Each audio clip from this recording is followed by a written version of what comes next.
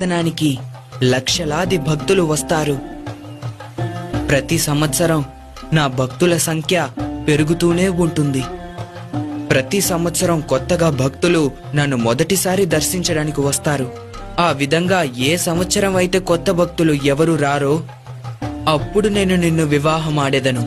అంతవరకు ఎదురుచూడు. నా ఆలయానికి సమీపంలో నీకు కూడా ఒక ఆలయం కడతారు.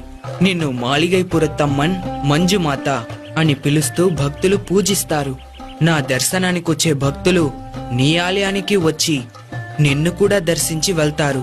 నాకు సమీపంలోనే ఉన్న నువ్వు ఏ సంవత్సరం కొత్త భక్తులు ఎవరూ నన్ను దర్శించుకోవడానికి రాలేదో తెలుసుకోవచ్చు. అంతవరకు వేచి ఉండు. తమ చిత్తం ఇదే అయితే నా భాగ్యం కూడా ఇదే. తమకు సమీపంలో